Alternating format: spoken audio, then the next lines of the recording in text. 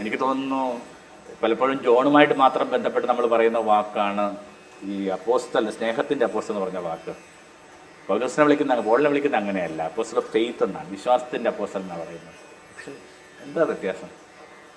ചുരുക്കത്തിൽ എല്ലാ അപ്പോസ്തലും ആരെങ്കിലും ഒരാൾക്ക് യേശുവുമായിട്ട് എന്തെങ്കിലും ഒരു കേസ് കെട്ടുണ്ടെങ്കിൽ അയാളെ വിശേഷിപ്പിക്കേണ്ട വാക്ക് അത് തന്നെ, സ്നേഹത്തിൻ്റെ അപ്പോസ്തൽ. ജീവിതം പ്രഭാമയം സന്നിധാനം.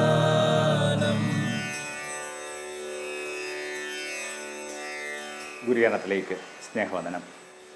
കഴിഞ്ഞ ഏതാനും മാസങ്ങളായി നമ്മൾ സ്നേഹത്തെക്കുറിച്ച് തന്നെയായിരുന്നു സംസാരിച്ചു കൊണ്ടിരുന്നത്. 1 കൊറിന്ത്യർ 13 നമ്മുടെ ഒരു സ്പ്രിംഗ് ബോർഡ്.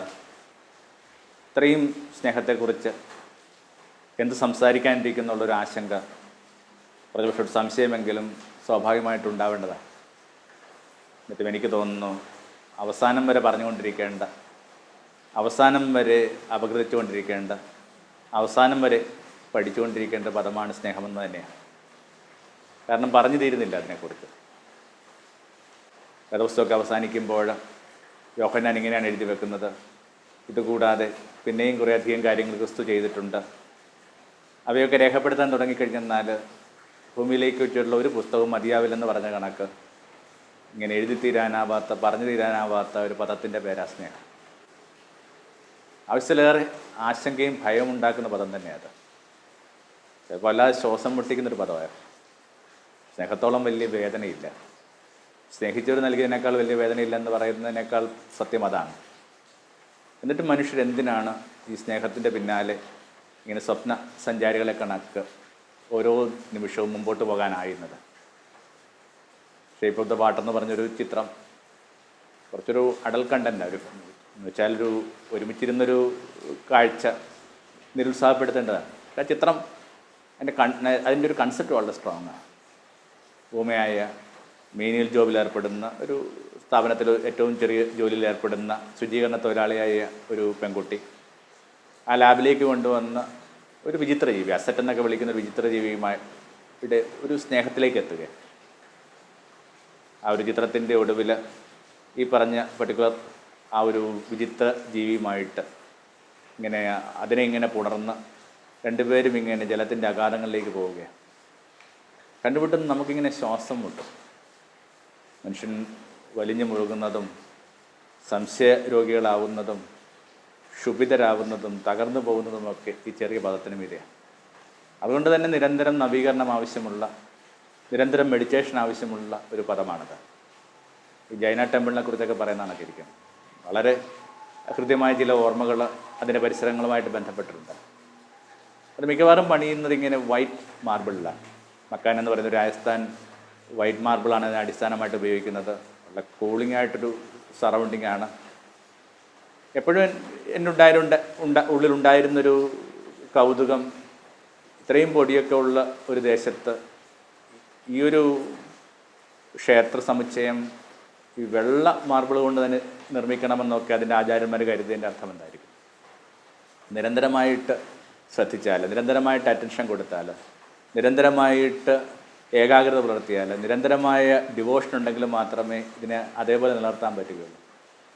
അപ്പോൾ നിരന്തരം നിലനിർത്തേണ്ടി വരുന്ന, നിരന്തരമായിട്ട് പൊടി തട്ടി മാറ്റേണ്ട, നിരന്തരമായിട്ട് നവീകരിക്കപ്പെടേണ്ട ഒന്നാണ് ജീവിതം എന്നൊക്കെ ഓർമ്മപ്പെടുത്തലായിട്ടൊക്കെയാണ് ഈ കൺസ്ട്രക്ഷനുമായിട്ട് ബന്ധപ്പെട്ട ഒരു കൊച്ചുവർത്താനം വായിച്ചെടുത്തത്. സ്നേഹവും ഇത് കണക്ക് തന്നെ. നിരന്തരം പുതുക്കിയില്ലെങ്കിൽ, നിരന്തരം ശ്രദ്ധിച്ചില്ലെങ്കിൽ, ഏകാഗ്രത പുലർത്തിയില്ലെങ്കിൽ വല്ലാതെ പൊടിപ്പൊരുള്ളൂ. അതുകൊണ്ട് തന്നെ ഈ ഉപയോഗിക്കാത്ത ഓട്ടുപാത്രങ്ങൾ പോലും നമ്മുടെ വീട്ടമ്മമാർ ഇത്തിരി നേരം കിട്ടുമ്പോൾ ഇങ്ങനെ പുളിയും ചാരവും ഒക്കെ ഇട്ട് തേച്ച് മിനുക്കുന്ന കണക്ക് നിരന്തരം തേച്ച് മിനുക്കേണ്ട ഒരു പദമാണ് സ്നേഹം. കാരണം അത്രയും ആശങ്കകൾ, അത്രയും ഭീതികൾ നമ്മൾ ഇതുമായിട്ട് ബന്ധപ്പെടുത്തി നിലനിർത്തുന്നുണ്ട്. നമ്മുടെ എല്ലാ ഭയവും, നമ്മുടെ എല്ലാ ആകുലതയും ഒക്കെ അതിനകത്താണ്. എൻ്റെ മുഴുവൻ വേരുകളും ഇതിനകത്താണ്. ഈ കഴിഞ്ഞ ദിവസങ്ങളിൽ വായനാവാരമായിരുന്നു. ഇപ്പോൾ പുസ്തകങ്ങളെക്കുറിച്ചൊരു ചെറിയൊരു കാര്യം പറയേണ്ടി വന്നപ്പോൾ, ഈ ഒരു പ്രായത്തിലിരുന്ന് പുസ്തകങ്ങൾ വായിക്കുമ്പോൾ എനിക്ക് തോന്നുന്നു ലോകത്തെ എല്ലാ പുസ്തകങ്ങളും പറയാൻ ശ്രമിക്കുന്ന സ്നേഹത്തെക്കുറിച്ചാണ്. ചിലതൊക്കെ കൊടിയ വെറുപ്പിൻ്റെ കഥകളാണ്, യുദ്ധത്തിൻ്റെയൊക്കെ കഥകളാണ്. പക്ഷെ അതൊക്കെ വാസ്തവത്തിൽ സ്നേഹനിരാസം കൊണ്ട് ഈ ലോകത്തിന് എന്ത് സംഭവിക്കുന്നുള്ളതിൻ്റെ വാണിങ്ങാണ്, മുന്നറിയിപ്പ്. അപ്പോൾ ഈ സ്നേഹത്തിന് മീതെ അല്ലാതെ ഒരു വരി എഴുതപ്പെട്ടിട്ടില്ല, സ്നേഹത്തിന് മീതെ അല്ലാതെ ഒരു കവിത രചിക്കപ്പെട്ടിട്ടില്ല, സ്നേഹത്തിന് മീതെ അല്ലാതെ പ്രാർത്ഥന ഉയർന്നിട്ടില്ല, സ്നേഹത്തിന് മീതെ അല്ലാതെ മുമ്പിൽ ഒരു കാത്തിരിപ്പ് ഉണ്ടായിട്ടില്ല. അപ്പോൾ ജീവിതത്തിൻ്റെ ഏറ്റവും അടിസ്ഥാന മൂലകമെന്ന് പറയുന്നൊരു കാര്യത്തിനകത്ത് വ്യക്തത പുലർത്താതെ നമുക്ക് എങ്ങനെ ഇത്രയും കാലം മുമ്പോട്ട് പോകാൻ പറ്റും? അതിനകത്തൊരു ക്ലാരിറ്റി, അതിനകത്തൊരു ഏകദേശം ഒരു ധാരണയൊക്കെ ഉറപ്പുവരുത്താൻ വേണ്ടിയാണ് 1 കൊരിന്ത്യർ 13 നമ്മൾ ഗൗരവമായിട്ട് എടുക്കുന്നത്. ഈ കണ്ണ് നിറഞ്ഞ് ജീവിക്കുക എന്നുള്ളതാണ് ജീവിതത്തിൻ്റെ ഏറ്റവും ഭംഗിയായിട്ടുള്ള വശം ഞാൻ കരുതുന്നു. ഈ കണ്ണ് നിറയണമെങ്കിൽ ശരീരത്തെ വേദനിപ്പിച്ചാലൊന്നും കണ്ണ് നിറയില്ല. കൊടിയ പീഡനങ്ങളൊക്കെ ഉണ്ടായിരുന്ന നാസി ക്യാമ്പുകളിലൊക്കെ അതായിരുന്നു പറഞ്ഞത്, ഈ മനുഷ്യരുടെ കണ്ണ് നിറഞ്ഞിട്ടില്ലെന്ന് പറയാം. അവർ ഉറക്കെ വിളിക്കുന്നുണ്ടാവും, അലമുറയിടുന്നുണ്ടാവും, പക്ഷെ കണ്ണ് നിറയുക എന്ന് പറയുന്നത് സംഭവിക്കാറില്ലെന്ന് പറയുക. എന്നാൽ വളരെ പെട്ടെന്ന് ഈ കണ്ണ് നിറയും. എപ്പോഴാണ്? എവിടെയെങ്കിലുമൊക്കെ സ്നേഹവുമായി ബന്ധപ്പെട്ട ഒരു സൂചന, ഒരു പശ്ചാത്തലം കാണുമ്പോൾ ഈ കണ്ണ് നിറയുകയും, ഇങ്ങനെ കണ്ണാടിയുടെ പുറത്ത് മഴ പെയ്യുമ്പോൾ കാഴ്ച വ്യക്തമാകുന്ന കണക്ക് ജീവിതത്തിൻ്റെ കാഴ്ചയ്ക്ക് കുറേ കൂടി വ്യക്തതയും ഏകാഗ്രതയും ഉണ്ടാകും. കണ്ണ് നിറയിക്കാത്ത ഒരിടവും ഒരു സ്പിരിച്വലായ ഇടമാണെന്ന് ഞാൻ കരുതുന്നില്ല. എവിടെ സ്നേഹത്തെക്കുറിച്ചുള്ള ഒരു കൊച്ചുവർത്താനം കേൾക്കുമ്പോഴും കണ്ണ് നിറയും. വേദപുസ്തകം അവസാനിക്കുന്ന അങ്ങനെ തന്നെയാണ്. ഇങ്ങനെ ഒരു നെരിപ്പോടിന് മുമ്പിൽ യേശുവും ഇങ്ങനെ ശിഷ്യരും കൂടി ഇരിക്കുകയാണ്. ആ നെരിപ്പോടിന് മുമ്പിൽ ഇരുന്നു കൊണ്ട് യേശു ഒരാളെ ഇങ്ങനെ വീണ്ടെടുക്കാൻ ശ്രമിക്കുകയാണ്. അയാൾക്കൊരു കൈപ്പിഴ പറ്റി. ഒരു കോഴി കൂവുന്ന ഇടവേളയിൽ അയാൾ സ്നേഹത്തെ മറന്നുപോയി. ആരോ ചോദിക്കുന്നുണ്ട്, നിനക്ക് ആ മനുഷ്യനെ അറിയാമോ? ഇല്ല ഇല്ല ഇല്ല. മനസ്സാക്ഷിയുടെ ശബ്ദം കണക്ക് ദൂരത്ത് നിന്ന് ഒരു സൈറൺ മുഴങ്ങുകയാണ്. പടയാളികൾ രാത്രി കാവൽ മാറുമ്പോൾ ഉപയോഗിച്ചിരുന്ന ഒരു അടയാളത്തിന് പറഞ്ഞൊരു വാക്കാണ് ഈ കോഴി കൂവ എന്നൊക്കെ ഉള്ളതൊക്കെ അതിന് പഠനവുമായി ബന്ധപ്പെട്ടുണ്ട്. എന്നിട്ടും അതിന് ഏറ്റവും റോയായിട്ട് കണ്ടു കഴിഞ്ഞെന്നാൽ മനസാക്ഷിയുടെ ശബ്ദം കണക്ക് എവിടെ നിന്നൊരു കോഴി കൂവുകയാണ്. പത്രോസിൻ്റെ ആ ദേവാലയം എന്നൊക്കെ വിശ്വനാടുകളിൽ വിശേഷിപ്പിക്കുന്ന ആ പള്ളിയുടെ മുകളിൽ വെച്ചിരിക്കുന്ന ഒരു കോഴി ഇങ്ങനെ പൂവൻകോഴി നിൽക്കുന്നത് തന്നെയാണ്. അപ്പോൾ ഏതൊരു വിസ്മൃതിയുടെ പാതിരാവിന് ശേഷവും എവിടെ ഒരു കോഴി കൂവും. അങ്ങനെ ആ കോഴി കൂവുമ്പോൾ ഈ മനുഷ്യൻ തൻ്റെ തന്നെ ഓർമ്മയിലേക്ക് വരികയാണ്.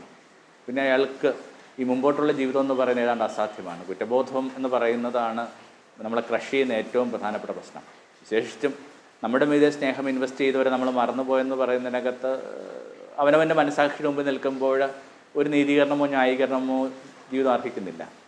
അങ്ങനെ കുറ്റബോധം കൊണ്ട് തകർന്നു പോയൊരു മനുഷ്യനെ യേശു വീണ്ടെടുക്കുകയാണ്. ഇങ്ങനെ സ്നേഹം കൊണ്ട് തന്നെ വീണ്ടെടുക്കുന്നത്, ശകാരം കൊണ്ടോ അല്ലെങ്കിൽ അനുതാപം കൊണ്ടോ ഒന്നുമല്ല. സ്നേഹം കൊണ്ട് തന്നെ വീണ്ടെടുക്കണം. ഇങ്ങനെ ഒരുമിച്ചിരുന്ന് ഭക്ഷണം കഴിക്കുമ്പോൾ പശ്ചാത്തലത്തിൽ ഒരു കനലിങ്ങനെ ആളുന്നുണ്ട്. കാരണം ആ കനലിൽ അവൻ പ്രാതൽ അവർക്ക് വേണ്ടി പാകപ്പെടുത്തിയ കഥയൊക്കെ നമ്മൾ വായിക്കുന്നുണ്ട്. ഈ കനൽ എവിടെ കാണുമ്പോഴും ഒരു രാത്രിയിലെ തീകാലിൻ്റെ ഓർമ്മയിൽ ഈ മനുഷ്യൻ്റെ ഉള്ളം കൊള്ളുകയാണ്.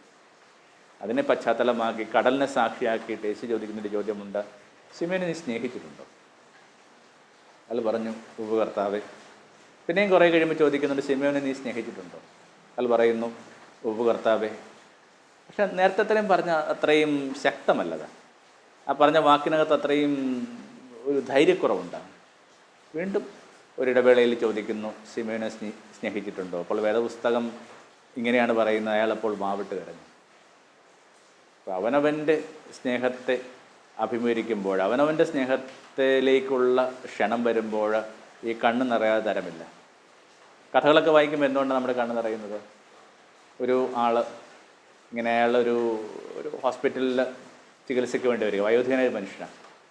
ഏകദേശം 1 മണിയാകുമ്പോഴേക്കും ഇയാൾ റെസ്റ്റ്ലെസ് ആവുക. ഇയാൾ പറഞ്ഞു, എനിക്ക് മടങ്ങിപ്പോകണം, അതിനു മുമ്പ് എൻ്റെ കാര്യങ്ങളൊക്കെ നിങ്ങൾ പെട്ടെന്ന് ചെയ്തു തരണം. അപ്പോൾ പറഞ്ഞു, ഇത്രയും ഈ ധൃതിയിൽ പോകാനായിട്ട് എന്താ അങ്ങേക്ക് കാരണം? ഞാനും അവളും കൂടി ഭക്ഷണം കഴിക്കുന്ന സമയമാണ്, ഒരു 1:30 മണിക്ക് ഒരുമിച്ച് കഴിക്കുക എന്നുള്ളത് ഞങ്ങളുടെ രീതിയാണ്. അപ്പോൾ കൂടുതൽ അന്വേഷിക്കുമ്പോൾ മനസ്സിലാകുന്നു അതൊരു ഓർമ്മക്കുറവുള്ളൊരു സ്ത്രീയാണ്. വൃദ്ധയ്ക്കിടെ ഓർമ്മയൊക്കെ പോയിട്ടുണ്ട്. ഇപ്പോൾ നേഴ്സ് കുറച്ച് അനുഭാവപൂർവ്വം തന്നെ പറഞ്ഞു, ഓർമ്മക്കുറവുള്ള നിങ്ങളെ തേടി അവരിരിക്കേണ്ട ബാധ്യതയില്ല. അവർക്ക് ഭക്ഷണം എടുത്തു കൊടുക്കാനായിട്ട് വീട്ടിൽ പരിചാരകരില്ലേ, ആരെങ്കിലും മറ്റ് ബന്ധുക്കളില്ലേ? ഇയാൾ പറഞ്ഞു, എല്ലാവരും ഉണ്ട്. എന്നിട്ട് നിങ്ങൾ തന്നെ പോകണമെന്ന് ശഠിക്കുന്നത് എന്താണ്?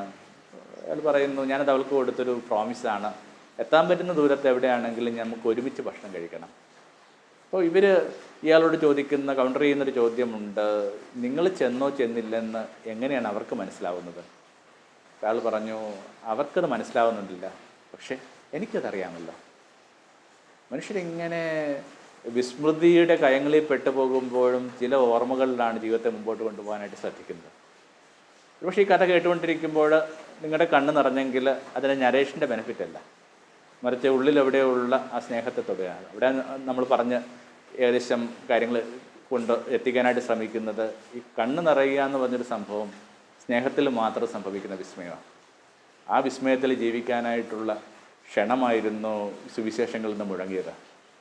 അതിനകത്തുണ്ടാകുന്ന അബദ്ധധാരണകളെ ഇങ്ങനെ കൃത്യമായിട്ട് ശ്രദ്ധിച്ച് മുമ്പോട്ട് പോകാനായിട്ടുള്ള ഒരു ടെക്സ്റ്റായിരുന്നു നമ്മൾ ഒരുമിച്ച് വായിച്ചുകൊണ്ടിരുന്നത് 1 കൊറിന്ത്യർ 13 എന്ന് പറയുന്നത്. കാരണം അത്രയും ആശങ്ക ഉണ്ടാക്കുന്ന ഒരു പദമാണ്. ജി.എൻ. പിള്ള എന്ന് പറഞ്ഞ് നമുക്കൊരു ചിന്തകരുണ്ട്, പലരും ആചാര്യതുലനായിട്ട് കരുതുന്ന ഒരാളാണ്. എനിക്ക് തോന്നുന്നു വളരെ കുറച്ച് മാത്രമൊക്കെ എഴുതിയിട്ടുള്ളൂ. പക്ഷെ പലരുടെ ജീവിതത്തിനകത്തും വളരെ സർഗാത്മകമായിട്ട് ഇടപെട്ട ദാർശനികനായ, ചിന്തകനായ, ജ്ഞാനിയായ ഒരു മനുഷ്യൻ. അതേക്കുറിച്ച് ചിദംബര സ്മരണകൾക്കകത്ത് ഇങ്ങനെ ചുള്ളിക്കാട്, പ്രിയപ്പെട്ട കവി ചുള്ളിക്കാട് ഒരു ഓർമ്മ എഴുതി വെക്കുന്നുണ്ട്. ഇങ്ങനെ ഈ മനുഷ്യൻ്റെ ഒരു അവസാന നാളുകൾ അത് സന്ദർശിക്കാൻ വേണ്ടി കവി എത്തുകയാണ്. അപ്പോൾ പണ്ഡിതനായ ഈ മനുഷ്യൻ ഈ വ്യക്തിയോട്, കവിയോട് പറയുന്നത് ഇങ്ങനെയാണ്, നിനക്ക് ഞാനൊരു കാര്യം ചെയ്യാൻ ഇഷ്ടപ്പെടുന്നുണ്ട്, നീ ഒരു പദം ചോദിക്കുക, ആ പദത്തിൻ്റെ പൊരുൾ ഞാൻ നിനക്ക് പറഞ്ഞുതരാം എനിക്കറിയാവുന്ന വിധത്തിൽ. കവിയാണ്. ഈ പദസമ്പത്തെന്ന് പറയുന്നത് നമുക്ക് കണക്കൂട്ട് എടുക്കാൻ പറ്റാത്ത വിധത്തിൽ സമൃദ്ധമാണ്. അയാളുടെ ചുറ്റിനും കുത്തഴിഞ്ഞ നിഘണ്ടു കണക്കിങ്ങനെ പദങ്ങളുടെ ധാരാളിത്തമുണ്ട്. അത്രയും പദങ്ങൾക്കിടയിൽ നിന്ന് ഏത് പദം തിരഞ്ഞെടുക്കണമെന്നുള്ള ഒരു ചോയ്സ് വരുമ്പോൾ, അത് ഹാൻഡ് പിക്ക് ചെയ്യേണ്ട ഒരു ബാധ്യത വരുമ്പോൾ ഒറ്റ പദം മാത്രം പറയാനാണ് അദ്ദേഹം ആഗ്രഹിക്കുന്നത്. അത് സ്നേഹം എന്ന് പറഞ്ഞ ഭാഗം. കാരണം അത്രയും ആകുലതയും അത്രയും ദുർഗാഹ്യതയും അത്രയും ബുദ്ധിമുട്ടും അത്രയും പെയിനുമൊക്കെ അനുഭവിക്കുന്ന വാക്കാണ്. അദ്ദേഹം കവിക്ക് കൊടുക്കുന്ന വിശദീകരണം എന്നതിനേക്കാൾ കൂടുതലായിട്ട് മനുഷ്യർ ഏറ്റവും വലിയ ആശങ്കയുടെ പദമാണിതെന്ന് പറയാനായിട്ട് ഞാൻ ശ്രമിക്കുന്നത്.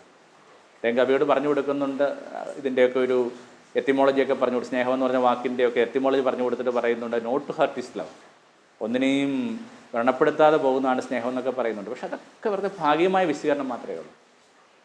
1-2 വാക്കുകൾക്കകത്ത്, ഈ പറഞ്ഞ നിർവചനങ്ങൾക്കകത്ത് ഈ സ്നേഹമെന്ന് പറയുന്ന ആകാശത്തിൻ്റെ ചിമിഴായിട്ട് മാറാനായിട്ട് പറ്റില്ല. അതിനകത്ത് അടക്കം ചെയ്യാമെന്നല്ല വാക്കുകൾ. ഇങ്ങനെ ഓരോ ദിവസവും വിശാലമായി കൊണ്ടിരിക്കുന്ന, ഓരോ ദിവസവും നവീകരിക്കപ്പെടുന്നൊരു പദമാണ് സ്നേഹം. എന്താ സ്നേഹമെന്ന് പറഞ്ഞ് തീർക്കാനായിട്ട് ഭൂമിയിൽ ഒരാചാരനും പറ്റില്ലെന്ന് എനിക്ക് തോന്നുന്നു. പിന്നെ പറയാവുന്നത് ഇതല്ല സ്നേഹം, ഇതുകൂടിയാണ് സ്നേഹം എന്നൊക്കെ പറഞ്ഞ് മുമ്പോട്ട് പോകാമെന്നുള്ളൂ. ഭാരതം പറയുന്നതിനൊക്കെ നേതി. എന്താ ദൈവം എന്ന് ചോദിക്കുമ്പോൾ ഭാരതം ഇതാണ് ദൈവം എന്ന് പറയുന്നില്ല, ഇതല്ല ദൈവം എന്നാണ് പറയുന്നത്. അപ്പം അങ്ങനെ നമ്മൾ മുമ്പോട്ട് കൊണ്ടുപോകാനായിട്ട് ഒരു സ്നേഹത്തിൽ ഒരുമിച്ചുള്ള തീർത്ഥയാത്രയ്ക്ക് പ്രേരിപ്പിക്കുന്ന ആ ടെക്സ്റ്റ് അവസാനിക്കുമ്പോൾ ഇങ്ങനെയാണ് നമ്മൾ വായിച്ച് കേൾക്കുന്നത്. 3 കാര്യങ്ങളാണ് നിലനിൽക്കുന്നത്. 1 വിശ്വാസം, 2 പ്രത്യാശ, 3 സ്നേഹം. ഇതിൽ തന്നെ സ്നേഹമാണ് സർവോത്കൃഷ്ടം. 13 വെറുതെ ഓർത്ത് വെക്കാന്നല്ല, 1 കൊറിന്ത്യർ 13. എനിക്ക് തോന്നുന്നു ആ ഒരൊറ്റ പദത്തോടു കൂടി ആ വലിയ ബൈബിളിൻ്റെ അപ്പുറവും ഇപ്പുറമുള്ള പദങ്ങളൊക്കെ പതുക്കെ ഇങ്ങനെ മൂടൽമഞ്ഞിൽ എന്ന കണക്ക് പതുക്കെ ഇങ്ങനെ മാഞ്ഞു പോവുകയാണ്. ആ ഒരൊറ്റ വാക്കിങ്ങനെ എമർജ് ചെയ്യുക. കാരണം ഇതിനകത്ത് അതിൻ്റെ സത്ത കിടപ്പുണ്ട്. ഇതിനകത്ത് മാത്രമാണ് സത്ത. അവനവൻ്റെ ജീവിതം ഇങ്ങനെ യേശുവുമായി ബന്ധപ്പെട്ട് ജീവിക്കണമെന്നോ അല്ലെങ്കിൽ ഈശ്വരനുമായി ബന്ധപ്പെട്ട് ജീവിക്കണമെന്നോ വേദപുസ്തകവുമായിട്ട് ബന്ധപ്പെട്ട് ജീവിക്കണമെന്നോ നിങ്ങൾ ആഗ്രഹിക്കുന്നുണ്ടെങ്കിൽ നിങ്ങൾക്കതിനെ നിർണ്ണയിച്ചെടുക്കാനാവുന്ന ഒരു ഇൻട്രോസ്പെക്ഷന് പ്രേരിപ്പിക്കുന്ന ഒരു വാക്കായി ഇത്. നിങ്ങളുടെ ജീവിതത്തെ 3 അധ്യായങ്ങളായിട്ട് നിങ്ങൾക്ക് ക്രമപ്പെടുത്താൻ പറ്റും. അധ്യായം 1 വിശ്വാസം, അധ്യായം 2 പ്രത്യാശ, അധ്യായം 3 സ്നേഹം. അങ്ങനെ 3 അധ്യായങ്ങളിലേക്ക് ജീവിതം സംഗ്രഹിക്കപ്പെടുമെങ്കിൽ നിശ്ചയമായിട്ടും നിങ്ങളുടെ ജീവിത സുവിശേഷം. അവിടേക്ക് എത്താനായിട്ടാണ് നമ്മൾ ഒത്തിരി ഇടറിയും ഒത്തിരി തകർന്നും ഒത്തിരി പാളിയുമൊക്കെ ശ്രമിച്ചുകൊണ്ടിരിക്കുന്നത്, സ്വപ്നം കണ്ടുകൊണ്ടിരിക്കുന്നത്. ഈ 3 കാര്യങ്ങളും ഒരേപോലെയാണെന്ന് അല്ല പറഞ്ഞ് ഈ ടെക്സ്റ്റ് അവസാനിക്കുന്നത്. ഈ 3 കാര്യങ്ങളാണ് ഏറ്റവും അടിസ്ഥാനപരം. അതിൽ തന്നെ സർവോത്കൃഷ്ട സ്നേഹം. വലിയൊരു കമ്പാരിസൺ നടക്കുക. എനിക്ക് തോന്നുന്നു പലപ്പോഴും ജോണുമായിട്ട് മാത്രം ബന്ധപ്പെട്ട് നമ്മൾ പറയുന്ന വാക്കാണ് ഈ അപ്പോസ്തലൻ, സ്നേഹത്തിൻ്റെ അപ്പോസ്തലൻ എന്ന് പറഞ്ഞ വാക്ക്. പൗലോസിനെ വിളിക്കുന്ന പോളിനെ വിളിക്കുന്ന അങ്ങനെയല്ല, അപ്പോസ്റ്റൽ ഓഫ് ഫെയ്ത്ത് എന്നാണ്, വിശ്വാസത്തിൻ്റെ അപ്പോസ്റ്റൽ എന്നാണ് പറയുന്നത്. പക്ഷെ എന്താ വ്യത്യാസം? ചുരുക്കത്തിൽ എല്ലാ അപ്പോസ്റ്റലും ആരെങ്കിലും ഒരാൾക്ക് യേശുവുമായിട്ട് എന്തെങ്കിലും ഒരു കേസ് കേട്ടുണ്ടെങ്കിൽ അയാളെ വിശേഷിപ്പിക്കേണ്ട വാക്ക് അത് തന്നെ, സ്നേഹത്തിൻ്റെ അപ്പോസ്റ്റലാണ്. മറ്റെന്തിനെക്കുറിച്ചാണ് അവർ പറയാനായിട്ട് ശ്രമിക്കുന്നത്? സുവിശേഷം ആരംഭിക്കുന്നത് തന്നെ അതിനകത്തല്ലേ ഇത്? God so love the world, അത്രമേൽ ഭൂമിയെ സ്നേഹിച്ചതുകൊണ്ട്. അത്രമേൽ ഭൂമിയെ സ്നേഹിച്ചുകൊണ്ടെന്ന് ആരംഭിക്കുന്ന ഒരു ടെക്സ്റ്റ് അവസാനിക്കുന്ന ഇതിനകത്ത് തന്നെയാണ്, ശിമയോനെ നീ എന്നെ സ്നേഹിക്കുന്നുണ്ടോ. അപ്പോൾ അവനവൻ്റെ സ്നേഹവിചാരങ്ങൾക്ക് കൃത്യമായിട്ടൊരു മാർഗം കൊടുക്കുക, വഴി വെട്ടിത്തെളിക്കുക എന്നൊക്കെയുള്ളതാണ് സുവിശേഷ ധർമ്മമെങ്കിൽ ആ ഒരൊറ്റ പാദത്തിലേക്ക് ജീവിതം ചുരുക്കേണ്ട ബാധ്യത അവൻ്റെ കൂടാരത്തിൽ വസിക്കാനായിട്ട് ആഗ്രഹിക്കുന്ന ഏതൊരാളും പുലർത്തേണ്ടതുണ്ട്. മറ്റുള്ള പദങ്ങളൊക്കെ അപ്രസക്തമാവുകയാണ്. ഗ്രീക്ക് ഭാഷയിൽ 4 പദങ്ങളാണ് ഇങ്ങനെ സ്നേഹത്തിന് വേണ്ടി ഉപയോഗിച്ചുകൊണ്ടിരുന്നത്. ഇംഗ്ലീഷ് ഭാഷയിൽ അങ്ങനെ വ്യത്യാസമില്ലെന്നാണ് പറയുന്നത്. അതുകൊണ്ട് തന്നെ ഒരേ പദം തന്നെ പലയിടങ്ങളിൽ ഉപയോഗിക്കപ്പെടും. പക്ഷേ പോളൊക്കെ എഴുതുന്നത് യവന ഭാഷയിലാണ്. അപ്പോൾ സ്വാഭാവികമായിട്ട് ഓരോ ഷെയ്ഡിനകത്തുമുള്ള വ്യത്യാസത്തെക്കുറിച്ച് നല്ല ധാരണയുണ്ട്. 4 പദങ്ങൾ എൻ്റെ ഏറ്റവും റോയെന്ന് പറയുന്ന, ഏറ്റവും ക്രൂഡെന്ന് പറയുന്ന ഈറോസ് എന്ന് പറഞ്ഞൊരു വാക്ക്. ഈറോസ് എന്ന് പറയുന്നത് പ്രണയദേവനാണ്. ഇപ്പോൾ നമ്മൾ ഈറോട്ടിക് എന്ന് പറയുന്നൊരു പദം ഉപയോഗിക്കുമ്പോൾ അതൊരു ശരീരത്തിൻ്റെ കാമനകളുമായിട്ട് ബന്ധപ്പെട്ടാണ്. അവിടെ നിന്ന് എങ്ങനെ ഫീൽ ചെയ്യുക എന്ന് പറയുന്നൊരു ഭാഗത്തിലേക്ക് പോകുന്നു. നമ്മൾ ഫിലാന്ത്രപ്പി എന്നൊക്കെ പറയുന്ന സംഭവമില്ലേ, സ്റ്റോർച്ച് എന്ന് പറയുന്ന മറ്റൊരു ഭാഗത്തിലേക്ക് പോകുന്നു. അതിൻ്റെ ഏറ്റവും ശുദ്ധീകരിക്കപ്പെട്ടൊരു പ്രതലത്തിൻ്റെ പേരാണെന്ത്? അഗാപ്പെ. റിഫൈൻഡ് ആവുകയാണ്. പതുക്കെ ഓരോരോ പദങ്ങളുടെ പടവുകൾ ചവിട്ടി നമ്മൾ അഗാപ്പയിലെത്തും. ഒടുവിൽ 3 കാര്യങ്ങളാണ് നിലനിൽക്കുന്നത്: വിശ്വാസം, പ്രത്യാശ, സ്നേഹം. അതിൽ തന്നെ സ്നേഹമാണ് ഏറ്റവും ഉത്കൃഷ്ടം, ഏറ്റവും മുകളിൽ നിൽക്കുന്നത്. എന്താ കാര്യം? ഈ സ്നേഹത്തിൽ നിന്ന് പൊടിക്കുന്നതാണ് ഈ വിശ്വാസവും ഈ പ്രത്യാശയും. ബേസാണ്. സ്നേഹിക്കാത്ത ഒരാൾക്ക് വിശ്വസിക്കാൻ പറ്റും നിങ്ങൾ കരുതുന്നുണ്ടോ?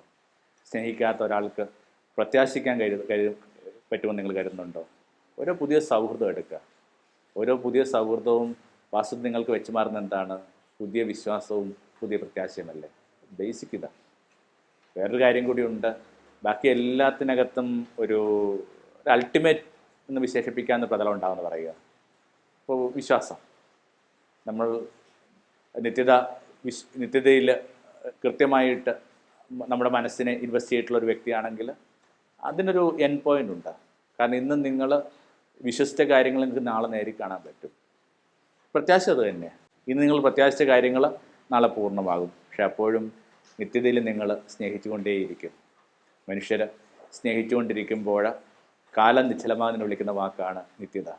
ഈ ഭൂമിയിൽ പാർക്കുമ്പോൾ തന്നെ ചില മനുഷ്യർ എത്ര നിത്യതയിലാണ് വിട്ടുപോയിരിക്കുന്നത്. അവർക്ക് സ്തുതിയായിരിക്കട്ടെ. ആമേൻ.